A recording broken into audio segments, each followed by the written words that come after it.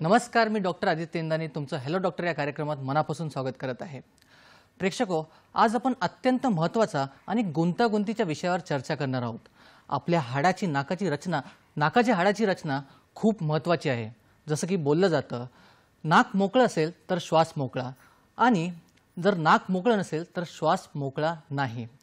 याचाच अर्थ तुम्ही कधी विचार केला आहे का, एक छोटेसे हाड वाढल्यामुळे साधं श्वास घेणं आव्हान ठरू शकतं किंवा प्रत्येक वेळी श्वास घेताना त्रास होऊ शकतो। मग या छोट्याशा हाडाशी आणि आयुर्वेदाचा काही संबंध आहे का? तर प्रेक्षको, आहे। अगदी छोट्याशा हाडापासून तर श्वसन प्रक्रियेच्या आजारापर्यंत आयुर्वेद सक्षम आहे। तर आजचा आपला चर्चेचा विषय या प्रकारे आहे।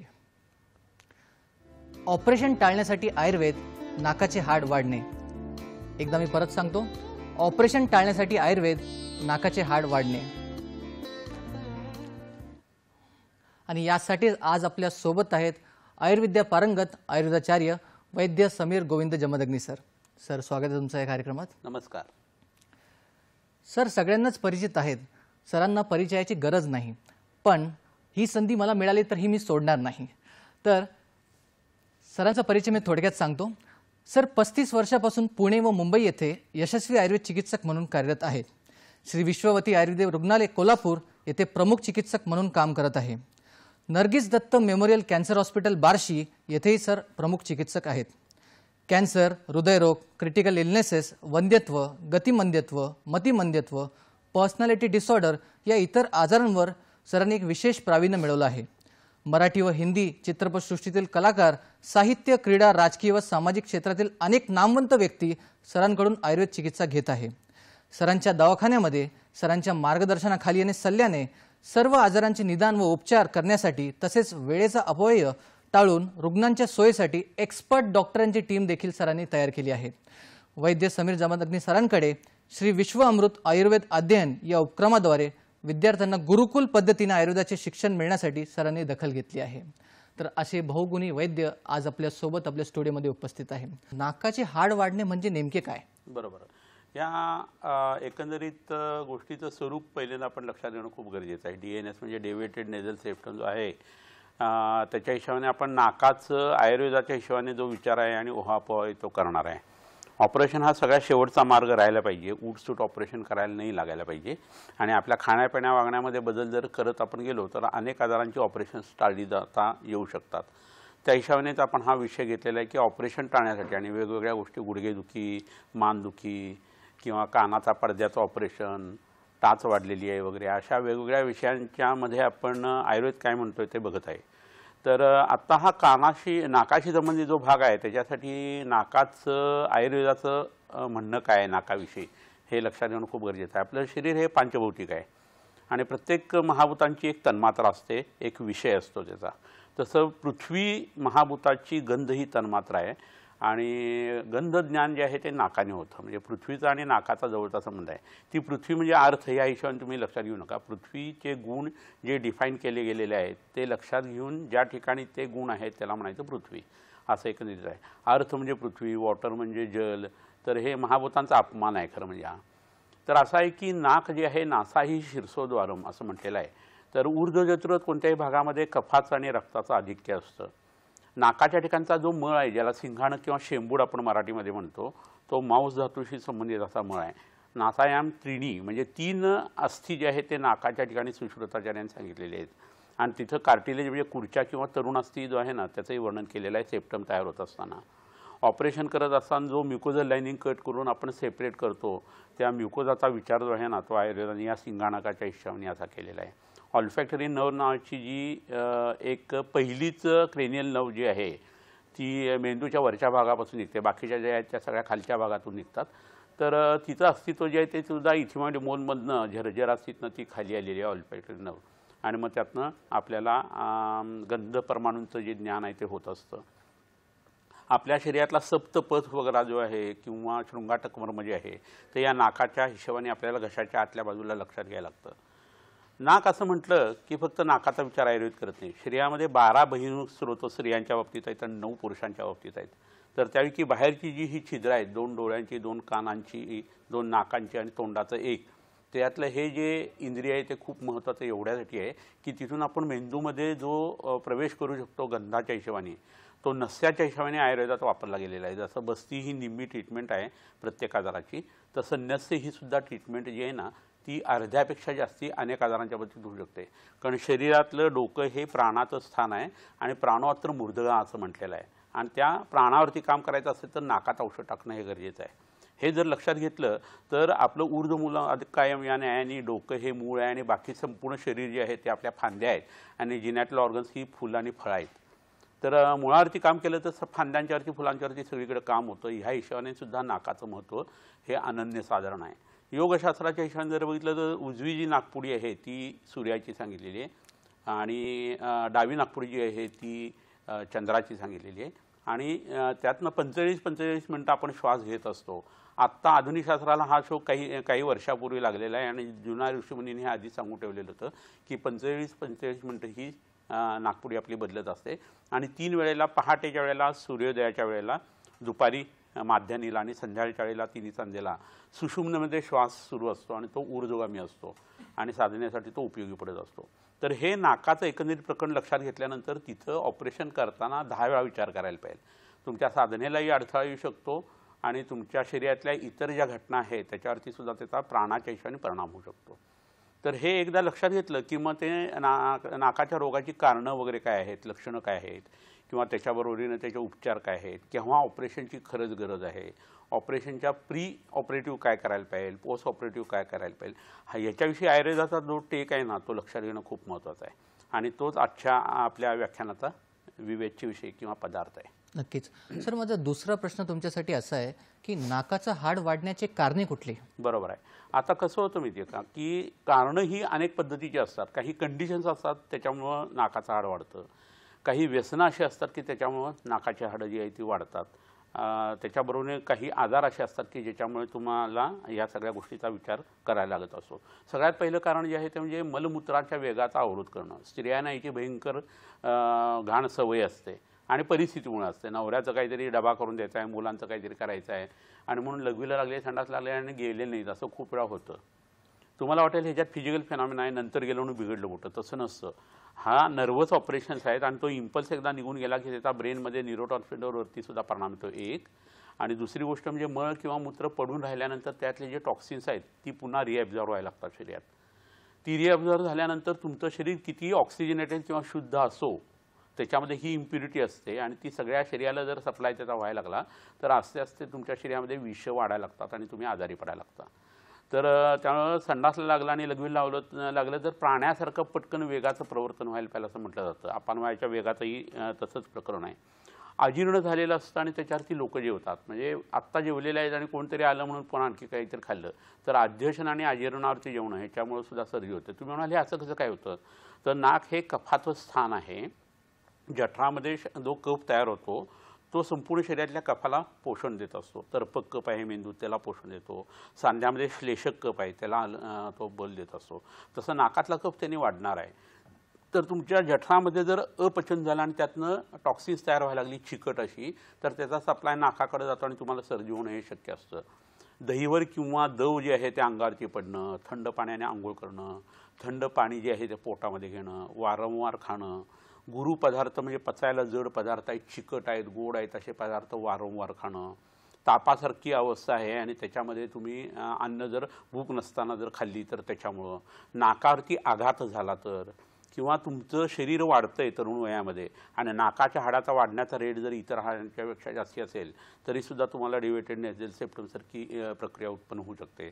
नाकाला मार वगैरे लागलेला असेल तर बाळणपण ज्यावेळेला होत असतं त्यावेळेला फोर्सेस डिलिव्हरी होत असताना बऱ्याच वेळा हा प्रकार घडतो. अतिचिंता तसा अतिक्रोध जो आहे ना तो सुद्धा सर्दी उत्पन्न करतो आणि प्रतिष्ठा उत्पन्न करतो. चिडचिड ज्यादा झाली की क्रोधात पित्त वाढतं, ते तीक्ष्ण उष्ण होण्यात असतं, कफ पातळ होतो आणि प्रतिष्ठा म्हणजे सर्दी व्हायला लागते. आणि ही वारंवार व्हायला लागली तर तुमच्या नाकाचा जो पडदा आहे त्याला सुद्धा याला सूज यायला सुरुवात होत असते. त्याच्यावरून रात्रीचं खूप जागरण होणं, तुमचं डोकं फार दुखत असणं आणि सायनस वगैरे आतले जे आहेत ना ते खूप मोठ्या प्रमाणावरती खराब होण्याची शक्यता जी असते ती होत असते. ह्याच्यानंतर अतिमैथून कर्म करणं किंवा व्यवाय करणं ह्याच्यामुळे शरीरातला कफ जर फार बाहेर पडायला लागला तर त्याला विरोधी अशी गोष्ट जी आहे ती शरीर आपल्या शरीरात आणायला बघतं. वात प्रकोप झालेला असताना गोड पदार्थ थंड पदार्थ खाल्ले जातात आणि त्याचा परिणाम म्हणून तुमच्या शरीराला कफ जो आहे तो वाढायला लागतो. तुम्ही खूप रडलात किंवा खूप हसलात तर येणारे जे अश्रू आहेत ना ते सुद्धा असा परिणाम तुमच्या शरीरावरती उत्पन्न करत असतात. बऱ्याच ॲलर्जी असतात किंवा शौचाच्या मार्गामध्ये मूळव्याधीचे खोंब असतात. त्याचा परिणाम जो आहे ना तो सुद्धा तुमच्या शरीरावरती सर्दी होणं आणि नाकाला सुजवणे ह्या पद्धतीने होत असतो. बऱ्याच वेळा असं होतं की अनुवंशिकता असते आणि त्याचा परिणाम म्हणून सुद्धा तुम्हाला सर्दी होत असते. सिगारेट ओढली आणि नाकातनं दूर सोडला असं बरेच लोक करतात. त्याचा क्षोभ होऊन रक्तपित्त प्रकोपाची कारणं घडतात आणि हा त्रास होऊ शकतो. यकृत खराब व्हायला लागलं दारू पिऊन तर त्याचा परिणाम जो आहे तो सुद्धा प्रतिशाय किंवा कामल्याच्या हिशोबाने तुम्हाला नाकाच्या हिशोबाने त्रास द्यायला लागतो. तर अशी काही कारणं आहेत की ज्याचा आपल्याला चिकित्सेच्या दृष्टिकोनातून सुद्धा नंतर विचार करायचा आहे. कारण संक्षिप्त हा क्रियायोगो निदान परिवर्जनम म्हणजे ही सांगितलेली कारणं तुम्ही दूर केली तर तुमच्या नाकाच्या पडद्याची जी संप्राप्ती किंवा पॅथॉलॉजी चुकीची झाली आहे ती दुरुस्त करण्यासाठी पहिलं पाऊल उचललं असं होऊ शकतं. सर तुम्ही नाकाचं हाड वाढण्याचं स्वरूप सांगितलं, त्याची कारणे सांगितली. आता मला असं विचारायचं की त्याची लक्षणे कुठली असतात? बरोबर आहे. आता कसं आहे लक्षणं प्रत्येकाच्या बाबतीत काही वेगळी येणार आहेत का तर वाताच्या हिशोबाने काही प्रतिशाय म्हणजे सर्दीचं वर्णन केलं आहे, पित्ताच्या हिशोबाने काही लक्षणं सांगितले आहेत, कफाच्या हिशोबाने काही लक्षणं सांगितलेली आहेत. पण ही सगळी लक्षणं सांगत असताना आणि ह्याच्याबरोबरीनं नंतर हा आजार वाढल्यानंतर सान्निपातिक अवस्था ज्यावेळेला यायला लागते म्हणजे तिन्ही दोष वाढून ज्यावेळेला सर्दी उत्पन्न होते ना त्यावेळेची लक्षणं जी असतात ती आणखी काही वेगळ्या पद्धतीने आपल्याला दिसत असतात. परंतु अत्यंबुपान म्हणजे पाणी सारखं पिणारे लोक असतात युरोपियन लोकांसारखं बघून तर लोक पोटातल्या पाण्याचं पचन व्हावे लागत असतं. बाहेरचं पाणी आणि शरीरातल्या ह्याच्यात खूप फरक आहे. 5.5 लिटर रक्त आणि साधारण 4 ते 5 लिटर आपला लिम्फ जो आहे तो लसिका ज्याला आपण म्हणतो ती जर लक्षात घेतली तर शरीरात ऑलरेडी तुमच्या 10-12 लिटर पाणी आहे, पाण्याचा अंश आहे आणि त्यात तुम्ही जर आणखी पाणी जास्ती प्यायला लागलात तर कफाचा प्रकोप होतो आणि तुमच्या शरीरामध्ये सर्दीची प्रतिशायाची लक्षणं दिसायला लागतात. आणि ही सगळी दिसायला लागल्यानंतर तुम्हाला जो उत्पन्न होणारा त्रास आहे तो फक्त सर्दी या स्वरूपात राहत नाही, त्याचे सार्वजनिक परिणाम यायला लागतात. असं का होतं तर शिर किंवा डोकं जे आहे ते प्राणाचं स्थान आहे आपण जसं बघितलं तसं आणि त्या पद्धतीने मग या आजाराच्या लक्षणांच्याकडे आपल्याला बघायला लागत असतं. तर लक्षणं जर आपण पाहायची म्हटली तर पहिले ना नाकातून पाणी वाहणं असं बऱ्याच वेळा होतं. बऱ्याच वेळा नाकाच्या हाडाला सूज येते, तिथं बऱ्याच वेळेला आग होते असं लक्षण येतं. शिंका फार येणं किंवा नाक ब्लॉक होणं, एकच नाकपुडी ब्लॉक होणं अशा पद्धतीची लक्षणंसुद्धा दिसतात. त्याच्याबरोबर डोकं दुखणं, ताप येणं, नाक ब्लॉक झाल्या कारण तुम्हाला निद्रानाश जो आहे तो लक्षात यायला लागतो. ती पोस्ट नेझल ड्रीप जर व्हायला लागली तर तुम्हाला चव जी आहे ती तुमची बदलायला लागते. गंध आणि टेस्ट चव जी आहे ना ती दोन्ही एकाच पद्धतीने आपल्या लक्षात घ्यायला पाहिजे. म्हणजे समजा आपण नाक दाबलेला आणि कांदा खाल्ला तर आपल्याला सफरचंद खाल्लं का कांदा खाल्ला हे समजणार सुद्धा नाही. म्हणजे चव आणि गंध हे दोन्ही एकमेकाशी संबंधित असे असतात आणि ऑल्फॅक्टरी नर्वचे काही भाग जे हिस्से रेसिप्टर जे आहे ते मागच्या बाजूला असल्या कारणानं तुम्ही जे सॉलो करताना त्या पदार्थाचा गंध तुम्हाला येत असतो असंही होत असतं.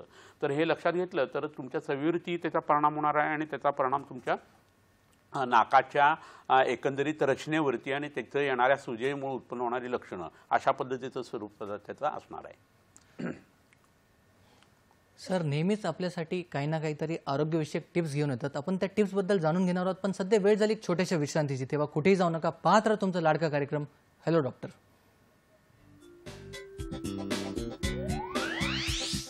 श्री विश्वामृत आयुर्वेदीय चिकित्सालय, पत्ता Siddhi Platinum 1369 Sadashiv Peth off Bajirao Road, Natubag Ganpati जवळ, पुणे 411030. शाखा Pune, Mumbai, Kolhapur.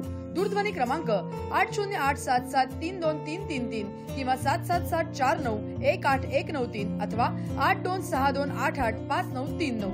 Email ID shriviswamrut@gmail.com.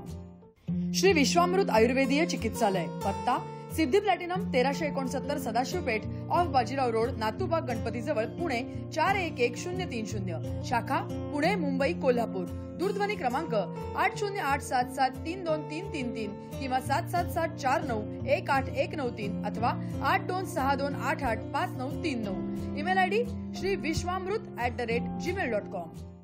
Shri Vishwamrut आयुर्वेदीय चिकित्सालय, पत्ता Siddhi Platinum 1369 Sadashiv Peth off Bajirao Road Natubag Ganpati जवळ पुणे 411030 शाखा पुणे मुंबई कोल्हापूर दूरध्वनी क्रमांक 8087732333 किंवा 7774918193 अथवा 8262885939 ईमेल आयडी shriviswamrut@gmail.com.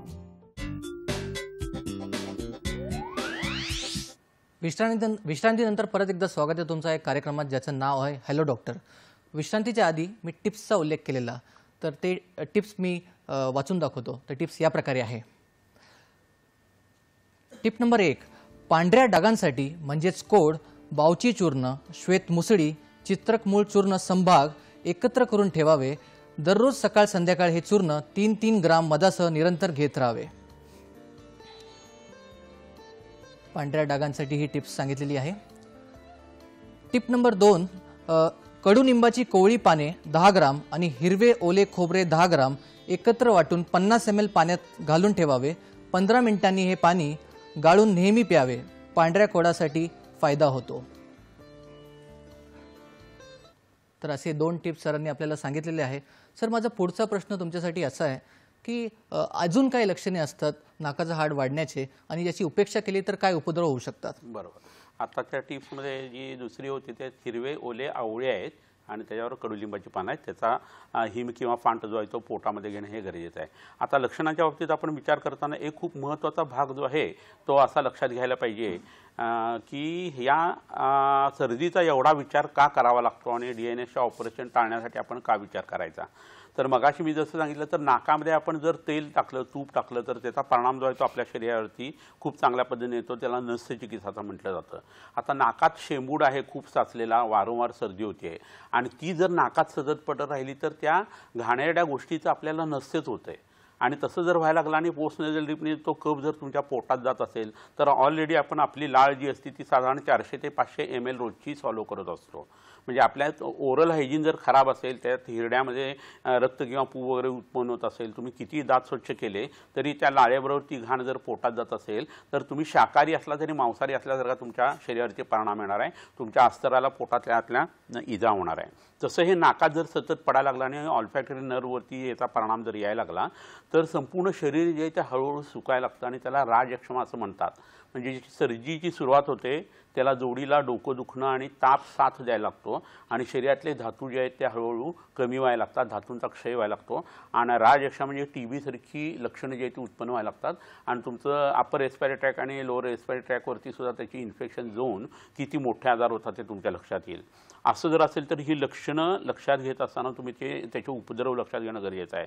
तुम्हाला याच्यातनं श्वास म्हणजे दम लागणं, कास म्हणजे खोकला लागणं, नासा म्हणजे नाक ब्लॉक झाल्यासारखं वाटणं, पूय नासा म्हणजे नाकामध्ये पुवाची उत्पत्ती होणं, त्याच्यामध्ये कृमी नासा म्हणजे कृमी उत्पन्न होणं, तोंड खूप कोरडं पडणं, बॅड ब्रीथचा त्रास जो आहे तो तुम्हाला होणं, ह्याच्याबरोबर तुमचं डोकं जे आहे ते सतत दुखत राहणं, सतत पोटामध्ये ती घाण गेल्या कारणाने अग्निमांत्याचं लक्षण उत्पन्न होणं, आवाज बसणं हे त्यातून उत्पन्न होतं आणि घोरण्यासाठी बरेच लोक जे असतात ना, कोणतरी येतात आणि हे आमचे मिस्टर खूप घोरतायत वगैरे सांगत असतात आणि त्यावेळेला हे लक्षात ठेवायला पाहिजे की दोघंही घोरत असतात वयाच्या हिशोबाने आणि शैथिल्यानंतर घोरण्याची अनेक कारणं असतात.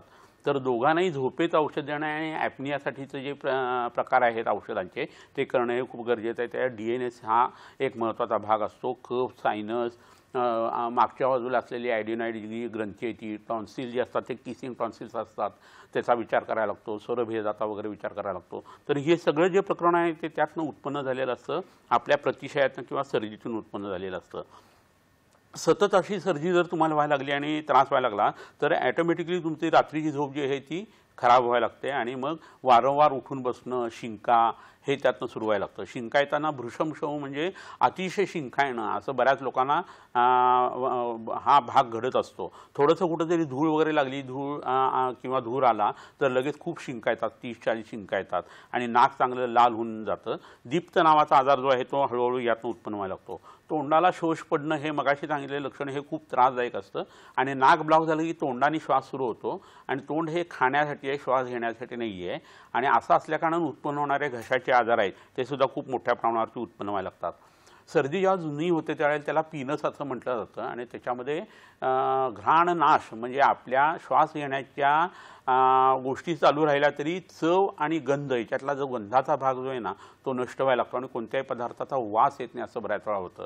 तर त्यावेळेला जी ट्रीटमेंट करायची असते ती काय ते आपण नंतर बघणारच आहोत. पण ही मुख्य लक्षणं आपल्याला दिसतात आणि हे नाकाचं प्रकरण ज्यावेळेला खूप वाढतं त्यावेळेची कॉम्प्लिकेशनसुद्धा मी आता तुम्हाला सांगितली त्या पद्धतीने हा भाग घडतो. इथंच एक गोष्ट लक्षात घ्यायला पाहिजे की आपली ऑल्फॅक्टरी नर्व जी आपण बघितली पहिली क्रेनियल नर्व जी आहे त्याच्या दृष्टीची किंवा विकृतीची कारणं काय आहेत असं जे आहे ना ते बघणं खूप गरजेचं आहे. आणि त्याच्यामध्ये सुद्धा हेच होतं की तुम्ही तंबाखू खात असाल, तुम्ही स्मोकिंग करत असाल किंवा तुमच्या तोंडामध्ये दात आहेत त्याच्यात कृमीदंत जर असतील किंवा त्याच्याबरोबर तुमच्या शरीरामध्ये डोक्याला कुठेतरी मार लागला आहे किंवा नाकाला मार लागलेला आहे असं जर झालेलं असेल किंवा त्याच्याबरोबर तुमच्या नेकला किंवा हेडला कुठंतरी मॅलिग्नन्सी असेल, कॅन्सर असेल, मेंदूचा जर कॅन्सर असेल, अल्झायमरसारखा आजार जर असेल किंवा मधुमेह तुमच्या शरीरामध्ये जर वाढत असेल तर ह्या सगळ्याचा परिणाम जो आहे ना तो किंवा अपस्मार असेल, पार्किन्सनचा विकार असेल तरी तुमच्या ऑल्फॅक्टरी नर्वला धक्का लागू शकतो.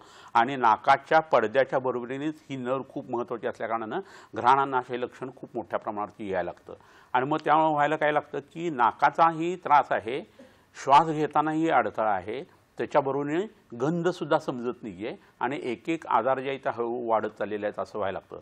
नाकाचा आजार पडदा जो आहे तो वाकडा तिकडा होणं हे दिसायला तर वाईट दिसणारच आहे पण एवढं बाकीचं जे आहे ना ते त्याच्याबरोबरती तुम्हाला बोनस म्हणून जे मिळतं ना ते फार धोकादायक असतं. आणि लहान मुलांच्या बाबतीत हा भाग फार मोठ्या प्रमाणावरती ग्रोईंग एजमध्ये आपल्याला दिसतो.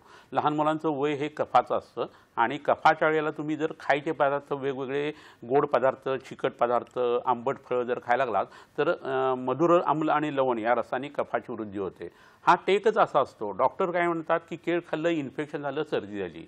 आम्ही म्हणतो की लहान मुलं आहे, कफाचा काळ आहे, गोड पदार्थ खाल्ला, थंडीचे दिवस आहेत, सकाळच्या वेळेस केळ खाल्लं, केळानी आणि ह्या सगळ्या गोष्टींनी कफ वाढला आणि म्हणून सायनसायटिस झाला किंवा सर्दी झाली. तर कुणाचं आता जास्ती शास्त्रीय वाटतंय पहा आणि त्याच्यानुसार आपल्याला त्याची औषधं जी आहेत ना ते देणं शक्य असतं. तर हा सगळा उहापोह जो आहे तो लक्षणांच्या हिशोबाने आणि त्यांच्या कॉम्प्लिकेशनच्या हिशोबाने आपण बघून घेतला. डिव्हिएटेड नेझल सेप्टम म्हणजेच नाकाचे हाड वाढणे याच्यात बऱ्याचदा सर्जरी सांगितलेली आहे, ऑपरेशन सांगितलेलं आहे. बरोबर. तर ऑपरेशन टाळण्यासाठी आयुर्वेदानुसार आपण काय काय करू शकतो? बरोबर आहे. तर बेसिक महत्त्वाची गोष्ट अशी आहे की ऑपरेशनची गरज का पडते हा भाग खूप महत्त्वाचा आहे. तर लोकांना पहिल्यांदा माहीतच नसतं की होमिओपॅथीमध्ये, आयुर्वेदामध्ये ह्याच्या सर्दीसाठी जे काही उपचार असतात. आता साधी गोष्ट तुम्हाला सांगतो कसं आपल्याला भारतीय असूनसुद्धा, भारतातला आयुर्वेद असूनसुद्धा आणि आपल्या संस्कृतीमध्ये आयुर्वेद असतानासुद्धा आपण चुका करू किंवा आपल्याला माहीतच नसतं. तर नाकातला मळ हा मांसाचा मळ आहे आणि रक्तातून मांस होण्याची प्रक्रिया ही यकृतामध्ये सुरू होत असते. तर सर्दी सुरू आहे म्हणून यकृताची औषधं कोणत्या डॉक्टरने दिलेली तुम्ही बघितलेत का? नाही बघितलेली आहेत. पण वैद्य तसं करतो आणि तुमची सर्दी कायमस्वरूपी जाते. पहिला भाग की जो तुम्हाला माहीत नव्हता आणि हे वैशिष्ट्य आयुर्वेदाचं धरता येईल. दुसरा भाग असा आहे की मांसामध्ये किंवा मांसाच्या मलामध्ये कुठेही आजार झाला तर शस्त्र, क्षार, अग्नी आणि औषध या 4 गोष्टींचा वापर करायला लागलेला आहे. शस्त्र हे सगळ्यात शेवटी वापरायचं आहे. तर अग्निकर्म करणं, पोटात औषध घेणं, क्षारकर्म म्हणजे क्षारोद कोणताही यवक्षार, सजीव क्षारसारखा क्षार पाण्यात टाकून त्यांनी नाकामध्ये ते टाकणं, सलाईन वॉटर ज्याला आधुनिक शास्त्राचे लोक म्हणतात ना ते केलं तर कफ निघून जातो, सूज जी आहे ती हळूहळू कमी यायला लागते आणि तो त्रास जो आहे तो हळूहळू कमी व्हायला लागतो. इथवर ठीक आहे, हेही कदाचित तुम्हाला माहीत असेल. पण तिसरा जो भाग आहे तो इतका भयानक वेगळा आहे की तुम्ही चकित होऊ शकाल. नाकाच्या ठिकाणी कुर्चा असते किंवा कार्टिलेज आहे आणि नाकाचं हाड आहे. तर या हाडाची उत्पत्ती कुठं आहे ज्याला सूज आलेली आहे पडद्याला त्याची? तर ती पक्वाशयामध्ये मोठ्या तड्याच्या उंडूक नावाच्या सुरुवातीच्या भागामध्ये आहे जिथं विष्ठा तयार होते. या एक पुरी जराकला साय अस्थि जराकला असं एक सूत्र आहे. जे मळ जिथं तयार होतो तिथं सूक्ष्म रूपात हाडं तयार होतात. मग तुम्ही म्हणाल ह्याला काय अर्थ आहे? तर तुम्हाला ते तो स्पष्टीकरण आहे ते देतो. शकृत हा पिंडिकोद्वेष्ट प्रतिष्ठाय शरीरोजा असं एक सूत्र आहे. शकृत म्हणजे पुरुष. शौचाचा वेग आलेला असताना जर तुम्ही गेला नाहीत आणि आलेलं नसताना जर मुद्दाणून जाऊन बसलात तर ही पुरी जराकला खराब होते, तुमची हाडं खराब होतात आणि त्याचा इम्पॅक्ट तुमच्या नाकावरती येतो वरती आणि प्रतिष्ठा हे लक्षण उत्पन्न होतं. आता तुम्हाला समजेल की या हाडाचा आणि या नाकाचा काय संबंध आहे आणि मोठ्या तड्यातल्या पचनाचा आणि तुमच्या नाकाचा काय संबंध आहे. तर हे आपल्याला माहीतच नसतं आणि आपण जाऊन लगेच ऑपरेशन करून घेतो. तर तुम्ही कृपा करून हे करून घ्या. यकृताचं काम सुधारा, मांसधातूचं काम व्यवस्थित करण्यासाठी त्याची ट्रीटमेंट करा आणि जवळच्या वैद्याच्याकडे जाऊन तिक्त क्षीर बस्ती करा. तर मलमूत्राचे वेग आणि आपानाचं निसरण व्यवस्थित व्हायला लागेल आणि तुमच्या नाकाच्या हाडांची सूज कमी येईल. हा आयुर्वेदाचा टेक असतो. हे जेव्हा केव्हाच तुम्हाला जमणार नाही आहे, नाकाच्या पडद्याला भोग पडले, तीव्र नासावरोध आहे, त्याच्याबरोबर आतमध्ये पॉलिप्स आहेत किंवा नाकातून खूप रक्त जातं आहे, नाकाचा अवरोध जो आहे तो कित्येक वर्ष चाललेला आहे, एकच नाकपुडी तुमची जी आहे ती सुरू आहे, चंद्रनाडी तुमची सतत सुरू असेल तर शरीरात थंडावाच येणार आहे आणि मग तुम्हाला सगळे कफाचे आजार आणि वाताचे आजार उत्पन्न होणार आहे. सूर्यनाडी जर सतत तुमची चालू राहिली तर मग तुमच्या शरीरात उष्णतेचा आविर्भाव जो आहे तो जास्त होणार आहे. हे शिवसर्वोदय शास्त्रामध्ये सगळं स्वराचं विज्ञान जे आहे ते स्पष्ट केलेलं आहे. तर ह्या पद्धतीची लक्षणं व्हायला लागतात. तुमच्या झोपेवरती त्याचा परिणाम व्हायला लागतो. कोणतंही औषध लागू पडत नाही आहे, आधुनिक शास्त्राचंही नाही, आयुर्वेदाचंही नाही. असं जर होत असेल तर तुम्ही ऑपरेशनसाठी जाणं हे बरोबर आहे. टर्बिनेट बोन जे आहेत ती तिन्ही बोन जी आहेत ती खूप वाढलेली आहेत. कॉन्काबुलोसाला तुमच्या सूज आतनं आलेली आणि एकदम क्रॉपअप तो झालेला आहे. किंवा तुमच्या शरीरामध्ये जी लक्षणं आहेत त्याच्याबरोबर घोरणं, ॲपनिया हे लक्षण इतकं भयानक झालेलं आहे की पहाटेच्या वेळी तुमचा श्वास 1-1 मिनिट रोखला जातोय. तो जर त्याच्यापेक्षा जास्त झाला तर त्याच्यामध्ये आपला मृत्यूसुद्धा होऊ शकतो. इतकं ते धोकादायक लक्षण असतं. असं काहीतरी होत असेल ना तर मग तुम्ही त्यावेळेला ऑपरेशनसाठी जाणं हे वेगळं आहे.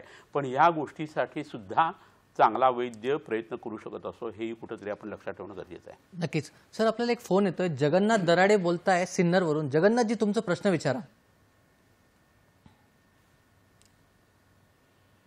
जगन्नाथजी, प्रश्न विचारा. बोला. हा, बोला. जगन्नाथजी, तुम्ही सलग बोलत राहा.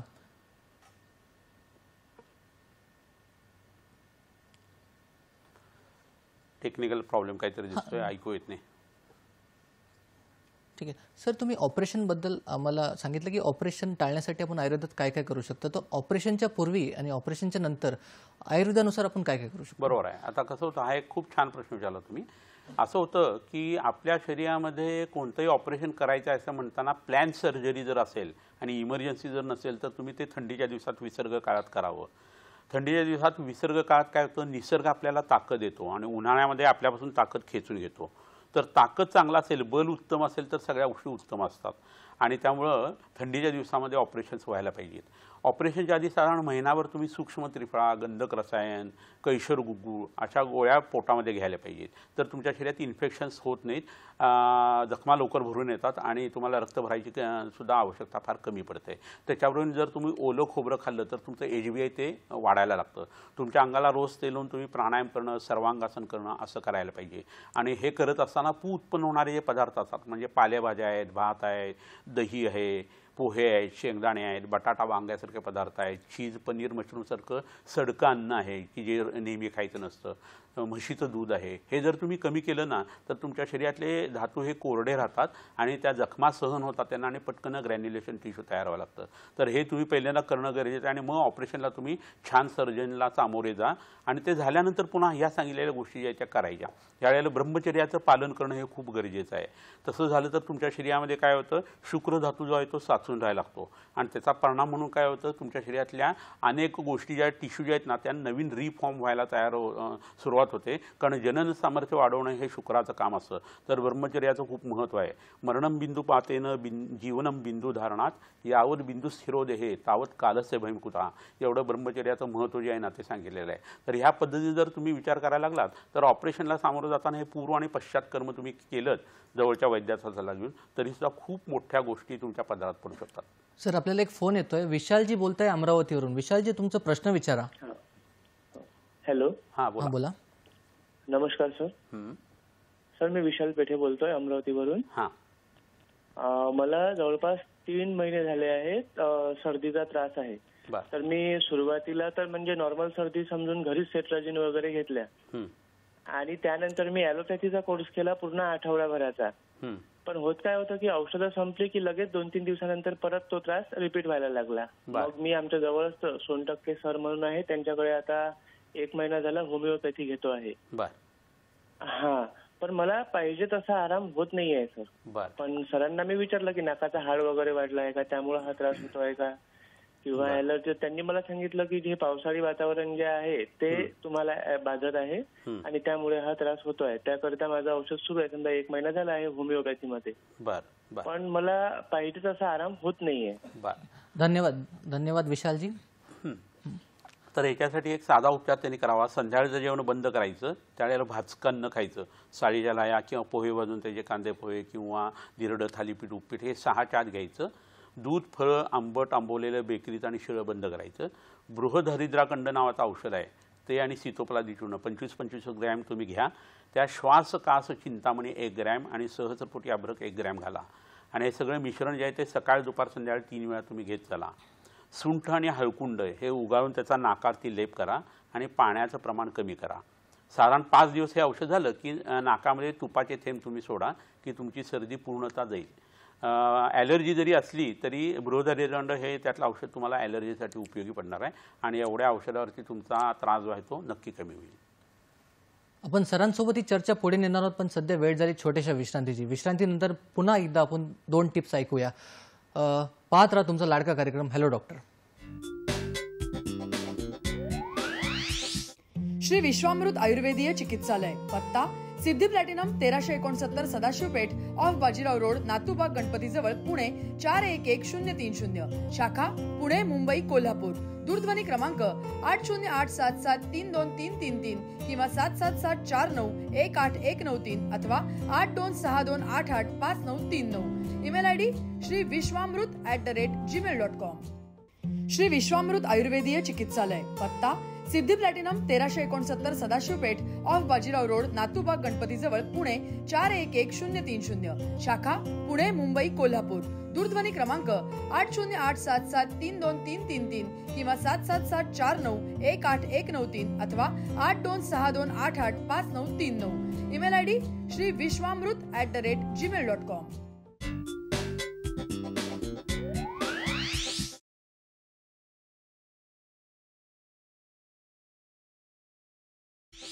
विश्रांतीनंतर परत एकदा स्वागत आहे तुमचं या कार्यक्रमात, ज्याचं नाव आहे हॅलो डॉक्टर. विश्रांतीच्या आधी मी 2 टिप्सचा उल्लेख केलेला. आता पुढची टिप्स अशी आहे, लघवीला फार होत असल्यास डाळिंबाची फळाची साल वाळवून त्याचे 3-3 ग्राम चूर्ण सकाळ संध्याकाळ पाण्यासह घेणे. हा प्रयोग 21 दिवस करावा. पुढची टिप, अर्जुन साल चूर्ण 250 ग्राम आणि वेलची चूर्ण 80 ग्राम एकत्र खलून ठेवावे. सकाळ संध्याकाळ हे चूर्ण 3-3 ग्राम पाण्यासह घेतल्यास हृदयाची धडधड कमी होऊन जीव घाबरा होणे थांबते. हा प्रयोग सलग 3 महिने करावा. तर असे आरोग्यविषयक टिप्स सरांनी आपल्याला सांगितले. सर, मला पुढचा प्रश्न तुमच्यासाठी असा आहे की नाकाचं हाड वाढण्याची आयुर्वेदानुसार चिकित्सा काय? कसं होतं, नाकाचं हाड वाढणं हा प्रकार जो आहे तो उपद्रवात्मक असा आहे. म्हणजे एखाद्या गोष्टीचं कॉम्प्लिकेशन म्हणून जसं होतं तसं आहे. सतत सर्दी व्हायला लागली आणि इन्फ्लमेशन व्हायला लागलं, सूज यायला लागली तर उत्पन्न होणारी घटना आहे. सुजेचा किंवा इन्फ्लमेशन आयुर्वेदाने सुद्धा करून ठेवलेला आहे. श्लोक संहिता त्याच्यामध्ये त्रिशोफी अध्याय नावाचा एक अध्याय सांगितलेला आहे आणि त्याच्यामध्ये प्रत्येक श्लोकाची जो आहे ना तो शोफम तत्र प्रजा येते अशा पद्धतीचाच आहे. प्रत्येक आजारामध्ये इन्फ्लमेशन किंवा सुख आहे हे चरख्याने 5000 वर्षापूर्वी त्याला दाम दिलेलं होतं. तर तोच प्रकार इथे सर्दी सतत व्हायला लागली, नाकाचे वेगवेगळे आजार उत्पन्न व्हायला लागले तर नाकाचा पडदा जो आहे तो आतनं सुजायला सुरुवात होते आणि आर्टिलेला सूज येणं, हाडाला सूज येणं या प्रक्रिया सुद्धा घडत असतात. तर हे होत असताना हे उजव भागाचं दुखणं आहे.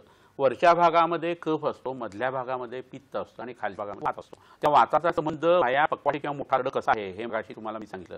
त्यामुळे फक्त एकच प्रकार करून इथं थांबायचं असं नाहीये. प्राणावर काम करणारी जी औषधं असतात ती मुहुर्मुहू म्हणजे वारंवार द्यायची असतात दिवसभर थोडी थोडी.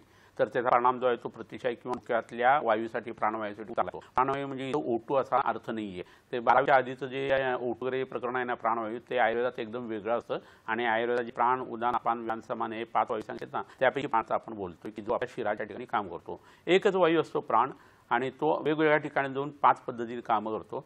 खरं तर योगाटेशान जर मेल्यानंतर प्रेत फुगवून आलो आहे ना तिथपर्यंत प्राणाचा विचार जो आहे तो आयुर्वेदाने अध्यात्म केले आहे भारतीय संस्कृतीमधल्या.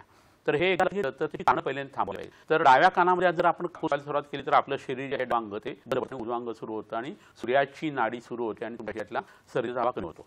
आणि एकदा झालं तर मग प्रतिशाय कमी होण्याची आपोआप सुरुवात होते. पाणी जे प्यायचं आहे ते कमी प्यायचं आणि उकळेल पाणी प्यायचं आहे. बाहेर पाणी आणि आपल्या शरीरात पाणी हे वेगळं आहे. वरती टाकीमध्ये पाणी भरल्याने तोटीतनं ते होऊन गेल्या अशी सिस्टीम आपल्या शरीरामध्ये नाही आहे. त्या पाण्यातही पचवावं लागत असतं. तर त्यामुळे पाणी कमी प्यायला पाहिजे. स्किन चांगली राहण्यासाठी पाणी पिणारे लोक असतात. अग्नी आपल्या पोटातला जो आहे त्याच्यावरती जर हे पाणी पडत राहिलं तर जठाग्नी मांजे उत्पन्न होणार आहे आणि रोगा हा सर्वेपी मंदेग्नो सुतरा मुद्राणीच सगळे आजार हे मंदाग्नीनं उत्पन्न होतात. तर तुम्ही पाणी पिणं वारंवार हे आजाराला सुद्धा त्रासदायक असं होऊ शकतं आणि आजार त्यात उत्पन्न होतात. तर पाणी कमी करणं हे गरजेचं आहे. हे होत असताना तुम्हाला त्रास सुद्धा कमी होणार आहे. आजी पहिल्या कोणत्याही आजारामध्ये असतं, अग्निमांद्य असतं, त्यामुळे एकदम नाकामध्ये काही औषधं घालायची नाही, 3-4 दिवस वाट बघायची. एकदा शरीरातल्या दोषांचं पचन झालं की मग नाकात औषधं टाकणं, त्याच्याबरोबर पोटीस करणं, त्याच्यानंतर बस्ती करणं, वमन विरेचन करणं, या पद्धतीची जी ट्रीटमेंट आहे ती आपण करू शकत असतो. तर हाच भाग महत्त्वाचा आहे की संध्याकाळचं जेवण जे आहे ना ते श्वासाच्या कोणत्याही आजारामध्ये, हृदयाच्या कोणत्याही आजारामध्ये हे किंवा सुलपणा असेल किंवा पोटाचा आजार असेल, 40 नंतरचं तुमचं वय असेल तर तुम्ही एकदा जेवायला सुरुवात करा. भूक करायची 20 तासामध्ये संध्याकाळचं भाजका न खायचं. आज जर तुम्ही खायला सुरुवात केली तर दूध किंवा फळं खाऊ नका, कारण त्यांनी क पडणार आहे, सर्दी तुमची कमी होणार नाही आहे. संध्याकाळी कोरडं थोडंसं, दुपारी एक वेळेला तुम्ही 6 रसाचा आहार जर घ्यायला लागलात तर तुमची सर्दी जी आहे ती कमी व्हायला लागते. आता ॲलर्जी हा एक प्रकार इतका असतो की anything including the sun, under the sun can cause allergy असं डॉक्टर लोक म्हणतात. तर हे म्हणजे भयंकरच आहे. पाण्याची ॲलर्जी निघते, ज्याचं नाव आपण जीवन म्हणतो, त्याची ॲलर्जी सुद्धा निघते लोकांची आहे. म्हणजे हे भयंकर प्रकरण आहे. त्याच्यासाठी एक उदाहरण देतो म्हणजे हा विषय तुम्हाला स्पष्ट होईल. 23 वर्षाचं वय आहे एखाद्या मुलाचं आणि त्याला सर्दी झाली आणि डस्ट ॲलर्जी निघाली. तर डस्ट काय आधी नव्हती का तो माणूस नव्हता का, त्याचं नाक नव्हतं, सगळे होते. पण शरीरात काहीतरी बदल झाला म्हणून आता ती धुळीची जी प्रक्रिया आहे तिची शरीरात त्याच्या विकृत होती आहे. तर शरीरातला तो बदल काढा. बाहेर धूळ आहे, तो माणूस आहे, त्याचं नाक आहे, पण सर्दी नाही, असं होऊ शकतं. तर अशा खोट्या खोट्या ज्या लिंबू ॲलर्जी असतात ना त्या वैद्याकडे जाऊन पंचकर्म केल्यानंतर सगळ्या निघतात. कोणतीही गोष्ट जी आहे ना त्याचा गंध आला किंवा ती जमिनीवरती पडली की त्याची माती तयार होते. मग कोळिष्टक असतील, धूळ असेल, धूर असेल, पोलन ग्रेन्स असतील, आणखी काही असेल, तर हे पडलं की त्याची माती होणार आहे. तर मातीसाठी जे आयुर्वेदात औषध आले ते बालोपचारणी अध्याय जे आहे उत्तरतंत्रामध्ये वाग्भटात तिथं आलेली आहेत. आणि मृदभक्षणजन्य पांडू म्हणजे माती खाल्ल्यामुळे उत्पन्न होणारा जो ॲनिमिया आहे त्याच्यात आलेली आहे. तर त्याच्यामध्ये हळद आहे, दारू हळद आहे, भारंगी आहे, शतावरी आहे, मेषशृंगी आहे, पुननवा आहे. ह्या वनस्पती ज्या आहेत ना त्या तुम्ही उकळून त्याचं तूप तयार करायचे, नाकात घालायचं, तेल तयार करायचं, ते अंगाला लावायचं आणि ह्याचे काढे करून तुम्ही पोटात घ्यायचे. तर जवळजवळ 95% ॲलर्जी आहेत त्या नष्ट होतात. हे कुठेतरी तुम्हाला लक्षात यायला पाहिजे आणि जवळच्या उद्यागनं ही ट्रीटमेंट पद्धती तुम्ही करून घ्या. ह्याच्यावरून जर तुम्ही वमन केलं तर कफ नष्ट होणार आहे, आमाशयातला, जठरातला. बस्ती केला तर तुमचा मूळ आहे तो चांगला तयार होऊन हाड चांगली होऊन नाकाची सूज कमी येणार आहे. हे होत असताना तुम्ही औषधी तेल जी आहे ती नाकामध्ये टाकली तर त्याचा परिणाम जो आहे तो आपल्या ऑल्फॅक्टरी नर्ववरती येतो, तिला सुदिंग होतं आणि त्याचे रिसेप्टर चांगले काम करायला लागतात. तुम्हाला जे वास येत नाहीत ते हळूहळू यायला सुरुवात होणार आहे. त्याबरोबर तुमच्या शरीरामध्ये आतमध्ये नाक जर कुठं पॉलिश वगैरे उत्पन्न होत असतील ते तेलाने होतात. क्षार तेल नावाचा आयुर्वेदामध्ये एक वेगळा पाठ आहे, तर ते तुम्ही वापरू शकता. ह्याच्याबरोबर सायनसवरती घालायचा, मॅक्झिलरी सायनसवर आणि फ्रंटल सायनसवरती घालायचे आहे. सुपारी आहे, हळकुंड आहे, वेखंड आहे, पुननवा आहे आणि तुरटी आहे. हे उगाळून तुम्ही रोज रात्री लेप लावायला सुरू करा, नाकावरती करा, त्याची सूज कमी येते आणि वाकडायला नाकात टाकलं तो हळूहळू नॉर्मल यायला लागतो. आणि त्याची जर ट्रीटमेंट असेल तर हे काम असं पटापटा व्हायला लागतं. तर हे लक्षात घेणं खूप गरजेचं आहे. ह्या पद्धतीने ट्रीटमेंटचा भाग जो आहे ना आपल्याला बघायचा आहे. सर आपल्याला एक फोन येतोय, सुभाष कदम बोलाय यवतमाळवरून. सुभाषजी तुमचा प्रश्न विचारा. हॅलो, मी यवतमाळ सुभाष कदम बोलतो. बोला बोला. माझ्या नाताला ते सर्दी झाली की कान फुटते आणि कानात मळ सुद्धा होते किंवा कान तडकते. आपलं वय किती आहे? माझं वय 65. बा ठीक आहे. आमच्या नाताचं आहे. हां, आणि व्यसनं काय आहेत का तुम्हाला? नाही ना, माझं नाही ना, नातू आहे 10 वर्षाचा. बरं ठीक आहे. त्याचं कान फुटतो आणि नाकाचा त्रास आहे सर्दीमुळं. ठीक आहे ठीक आहे, काय हरकत नाही, उत्तर देऊया. धन्यवाद सुभाषजी. तर त्यांच्या नातवाला त्रास आहे आणि सर्दी झाली की कान फुटते. तर त्याच्यामधलं प्रेशर इन्फेक्शनमुळे घडणारा प्रकार आहे. तर आधी कान कधी नाक असं इथं बघणं गरजेचं आहे. तर कान ही तशी क्लोज सिस्टम आहे. नाकातून हे इन्फेक्शन जे आहे ते इतर ठिकाणी जातं. नाकाचा आजार असताना डोळ्यामध्ये औषध घालणं, तोंडामध्ये औषधं धरणं आणि मग कानामध्ये औषध घालणं हे करायचं असतं. पण त्या मुलाला दूध, फळं, आंबट आंबवलेलं, बेकरीचं आणि शिळं बंद करायचं. तो ज्या वेळेला आई मग भूक लागली असं म्हणेल त्या काही आणि छाती शिकून घ्यायला सुरुवात करायची. हे करत असता सर्दीसाठीची मगाशी जी औषध मी एका रुग्णाला सांगितली ती ह्या पेशंटला सुद्धा उपयोगी पडणार आहे आणि ती जी आहे ती या मुलासाठी देणं खूप गरजेचं आहे. तरी त्रिभुवन कीर्ती रस 3 वेळेला एक गोळी तुळशीच्या पानांच्या रसावरती देणं आणि क्षारारिष्ट किंवा श्वासाकल्प नावाचं औषध जे आहे ते 3 वेळा पाव चमचा या मुलाला दिलं तर त्याचा त्रास कायमस्वरूपी कमी होईल. कानाला पोटीस करणं हे खूप उपयोगी आहे, त्याचाही त्याने वापर करून घ्यावा. सरांनी आपल्यासाठी काही औषधी वनस्पती आणलेल्या आहे, पण सध्या वेळ झाली छोट्याशा विश्रांतीची, तेव्हा कुठेही जाऊ नका, पाहत राहा हॅलो डॉक्टर. श्री विश्वामृत आयुर्वेदीय चिकित्सालय, पत्ता Siddhi Platinum 1369 Sadashiv Peth off Bajirao Road, Natubag Ganpati जवळ, पुणे 411030. शाखा पुणे, मुंबई, कोल्हापूर. दूरध्वनी क्रमांक 8087732333 किंवा 7774918193 अथवा 8262885939. Email ID shriviswamrut@gmail.com. Shri Vishwamrut आयुर्वेदीय चिकित्सालय, पत्ता Siddhi Platinum 1369 Sadashiv Peth off Bajirao Road, Natubag Ganpati जवळ, पुणे 411030. शाखा पुणे, मुंबई, कोल्हापूर. दूरध्वनी क्रमांक 8087732333 किंवा 7774918193 अथवा 8262885939. Email ID shriviswamrut@gmail.com.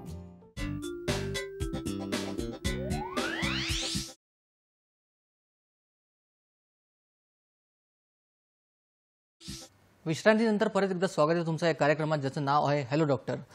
सर, हे नाकाचे जे आजार असतात किंवा नाकाचं हाड वाढणं, जे हे काय आजार आहे, ते पुन्हा पुन्हा होऊ नये याच्यासाठी कुठले औषध वनस्पती आयुर्वेदानुसार सांगितलेले आहे? बरोबर आहे.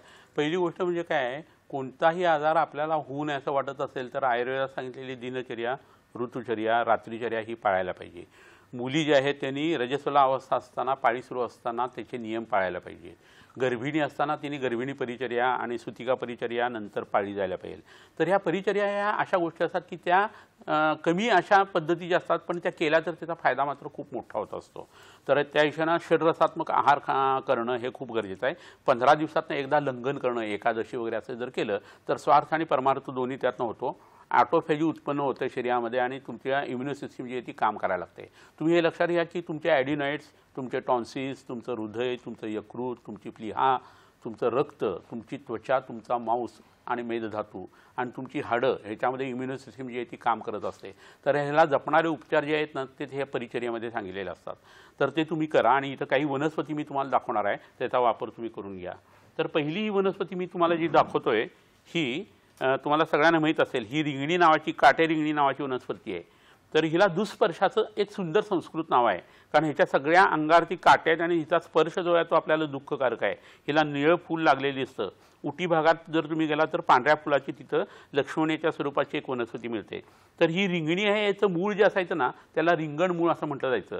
आणि पूर्वीच्या काळी ते रिंगणं नावाचं एक खेळणं असायचं. दोन्ही बाजूला बॉल आणि मध्ये दांडा असायचा आणि ते घरंगळत गेलं की त्याच्या मागनं तो बाळकृष्ण जो आहे छोटं मूल ते जायचं आणि ते पकडून तोंडामध्ये घालायचं. ते रिंगणं जर चावलं गेलं तर त्याचा कडू रस पोटात जातो. तो कफक नाही आहे, दात उत्तम पद्धतीने यायला लागतात आणि सर्दी त्या मुलाला होत नाही. अशी ही उत्तम वनस्पती आहे. आणि शालपर्णी, पृष्णीपर्णी, गोक्षूर, कंटकारे आणि भृती आहे. यातली कंटकारे म्हणजे ही वनस्पती आहे. ही लघु पंचमुळ किंवा दशमुळापैकी एक वनस्पती आहे. तर ह्याचा वापर तुम्ही करून घेऊ शकता. ह्याच्या बरोबरीने ते कोरडं द्रव्य मी तुम्हाला दाखवतो. याला पिंपळी असं म्हणतात. लेंडी पिंपळी असं याचं नाव आहे, लेंड्यांसारखा ह्याचा आकार दिसतोय म्हणून. परंतु 64 प्रहरी पिंपळी म्हणजे 64 प्रहर खाल्लेली पिंपळीचं चूर्ण जे आहे ना ते दुधामध्ये घेणं किंवा याचा क्षीरपाक म्हणजे दुधात शिजून जर घेतलं तर लहान मुलांची, मोठ्या माणसांची सर्दी कमी होते, यकृताची सूज कमी होते, जलोदर जो असतो तोही याने कमी व्हायला लागतो, भूक वाढायला लागते आणि कावीळसुद्धा कमी होते. यकृताचं उत्तम टॉनिक आहे, त्यामुळे मांस धातूवरती याचं काम आहे. हे रसायन औषध आहे. वृद्ध व्यक्तीने हे घेतलं तर आयुष्य त्यांचं वाढणं आणि म्हातारपण कमी होणं असं सुद्धा त्याच्याबरोबर त्यांना एक बोनस मिळू शकतो. ह्याच्याबरोबर इथं आणखीन एक वनस्पती आहे ती म्हणजे पुनर्नवा. पुन्हा नवम याती ती पुनर्नवा असं म्हटलं जातं. ही वनस्पती कधी म्हातारी होत नाही आणि त्यामुळे वयस्थापन गणामध्ये शतावरी, आवळे, हरितकी, जीवंती वगैरे जे रासना वगैरे वनस्पती आले त्याच्यावर ही वनस्पती आलेली आहे. तर या वनस्पतीच्या पानांचा रस तुम्ही पोटात जर घेतला तर अंगावरची सूज कमी येते, नाकातली सूज कमी येते, नाकाच्या पडद्याची सूज कमी येते. नाकाच्या पडद्याला ऑपरेशनच्या वेळेस छिद्र पडलेलं असेल ना तर ही वनस्पती जास्ती उपयोगी पडते असं आमचं ऑब्झर्वेशन आहे.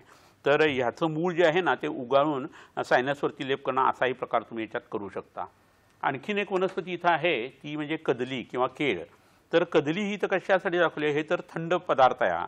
तर केळीचा जो कंद असतो त्याचा क्षार तयार करायचा जाळून आणि ती राख जी आहे ना त्याचं पाणी नाकामध्ये जर टाकलं तर DNS जो आहे ना तो कमी व्हायला झपाट्याने सुरुवात होते. क्षाराची ट्रीटमेंट ही मांस धातूला उपयोगी पडल्याने हे प्रकरण जे आहे ना ते घडत असतं. आणि हे जर क्षाराचं प्रकरण सीतोबलादी चूर्णावर तुम्ही पोटात घेतलं तर खोकला, सर्दी आणि खूप शिंका येणं ही प्रक्रिया जी आहे ती झपाट्याने नष्ट होताना दिसते. आणखीन एक वनस्पती तुम्हाला सगळ्यांना माहीत असलेली परिचयाची ती म्हणजे तुळसी. पांढरी तुळस असू दे किंवा काळी असू दे, कलियुगातलं हे उत्तम औषध आहे असं धर्मग्रंथामध्ये सांगितलेलं आहे.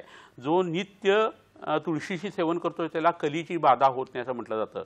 जे भांडणं सतत होणं, कागाळ्या करणं, 10 पाप कर्म जी आहेत ना ती त्या माणसाकडनं घडत नाहीत असं धर्मशास्त्राचं वर्णन आहे. तर ह्याला प्रदक्षिणा घालणं आणि ही खाणं ह्याला तुळशीचं सेवन करणं असं म्हणतात. तर हे अतिशय उत्कृष्ट यकृतोत्तेजक औषध आहे. कफ कमी करणार आहे. सर्दी, ताप, पडसं, खोकला, उलट्या जुलाब हे सगळं कमी येतं आणि ह्याच्यात सूक्ष्म तांबराचा अंश असतो. ज्यावेळी तुम्हाला चांगलं वंशलोचन मिळत नाही त्यावेळी ह्याच्या मंजिरांच्या आतलं जे काळं बी आहे ते सुद्धा तुम्ही वापरू शकता. असा हे एक प्रकार आहे. दुसरं जी वनस्पती आहे ती तुम्हाला इथं मी दाखवू इच्छितो आणि ती म्हणजे ही बृहती नावाची वनस्पती. मगाशी जशी रिंगणी दाखवली तशी ही बृहती नावाची वनस्पती आहे आणि ही दशमुळातल्या लघुपंचमुळामध्ये येते. याचे सगळे उपयोग जे आहेत त्या रिंगणी प्रमाणात आहेत. त्या पद्धतीने ही वापरायला पाहिजे. नागवल्ली पत्र किंवा विड्याचं पान तुम्हाला सगळ्यांना माहिती आहे, खऊचं पान.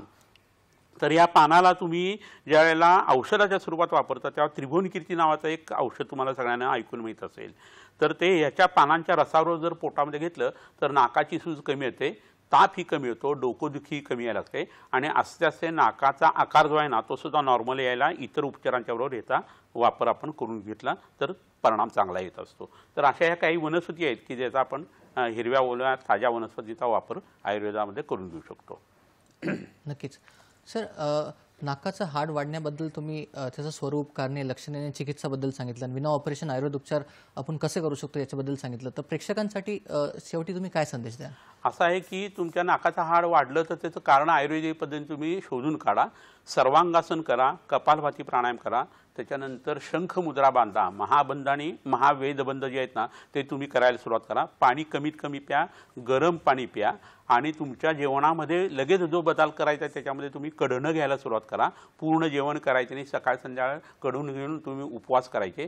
त्याच्यामध्ये कुळीथ, मुळा, मूग हे जे आहेत ना त्याचं कढण तुम्ही घेणं हे जास्त इष्ट आहे. आणि एकदा भूक वाढायला लागली की मग औषधाच्या बरोबर तुम्ही इतर अन्न षड्रसात्मक आहार घ्यायला सुरुवात करा. तर निश्चितपणे तुमच्या नाकाच्या हाडाची जी वाढ आहे ती नॉर्मलला यायला लागेल, नाक नॉर्मल व्हायला लागेल आणि तुम्हाला ऑपरेशनची फारशी गरज पडणार नाही. तर आज आपल्याला सरांनी नाकाचं हाड वाढण्याचं स्वरूप, त्याची कारणे, त्याची लक्षणे आणि त्याची चिकित्साबद्दल आपल्याला सांगितलं. तर आयुर्वेदाच्या मदतीने आपण या रोगांवर सहजपणे उपचार करू शकतो, या रोगांना टाळू शकतो. तर सर, तुम्ही इथे आलात आणि आम्हाला एवढा चांगल्या प्रकारे मार्गदर्शन केल्याबद्दल तुमचे खूप खूप आभार. नमस्कार. आणि तुमच्यासाठी असंच नवनवीन चर्चासत्र आपण सुरू ठेवू. पण सध्या वेळ झाली तुमचं निरोप घेण्याची. चर्चेतील माहिती तुमच्या दैनंदिन जीवनात नक्कीच उपयोगी पडेल आणि आरोग्याच्या दृष्टीने तुम्हाला याचा फायदा होईल ही अपेक्षा. तर प्रेक्षको, योग्य सल्ला द्या, योग्य सल्ला घ्या, स्वस्थ राहा, मस्त राहा. नमस्कार.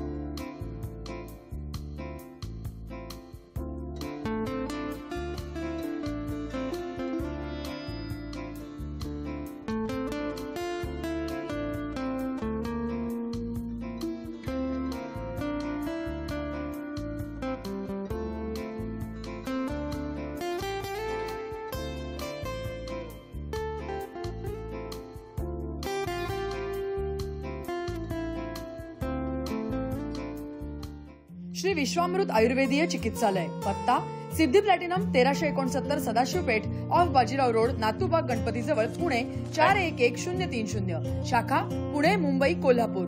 दूरध्वनी क्रमांक 8087732333 किंवा 7774918193 अथवा 8262885939. Email ID श्रीविश्वामृत@gmail.com.